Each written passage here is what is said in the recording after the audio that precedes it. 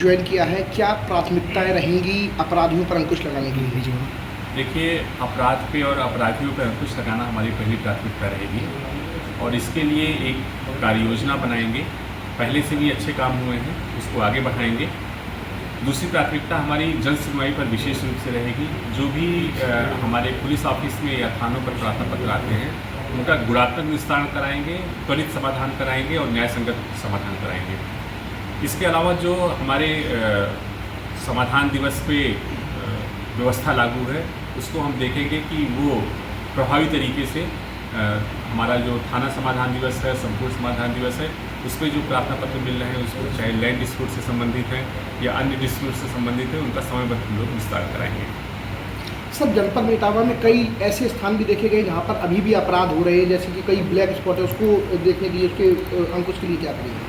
देखिए, जो इस तरीके से आपराधिक दृष्टिकोण से संवेदनशील स्पॉट हैं, वहाँ प्रॉपर पिकेटिंग कराएंगे, पुलिसिंग कराएंगे।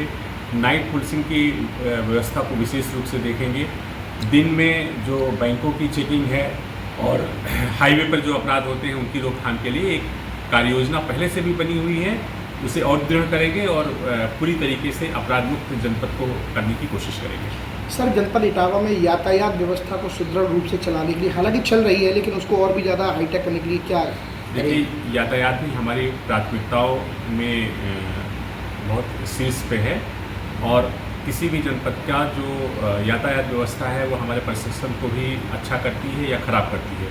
इसलिए मेरा विशेष ध्यान रहेगा कि कहीं जाम ना लगे, जाम में कहीं कोई सामान्य नागरिक परेशान ना हो और जाम में एक बात हो गई, कहीं किसी दुर्घटना में किसी की जान ना जाए, कोई घायल ना हो, इस पर भी विशेष ध्यान रखेंगे और कार्य योजना बना के इसकी कार्रवाई करेंगे। सर, बीते दिनों मुख्यमंत्री जी ने एक पूरे माह या ई रिक्शा और ऑटो जो समस्या कारण है, उस पर सत्यापन को लेकर अभियान चलाया था। इसको लेकर आपकी तरफ से क्या रहेगा? ये बिल्कुल सही है और वो सत्यापन प्रत्येक जनपद में हो रहा है। हम लोगों ने पूर्ववर्ती जनपदों में भी कराया है और इस जनपद में भी उस सत्यापन को कराएंगे और अगर कोई आपराधिक छवि का या आपराधिक व्यक्ति उसमें संलिप्त है, उसके खिलाफ कार्रवाई करेंगे। Thank you.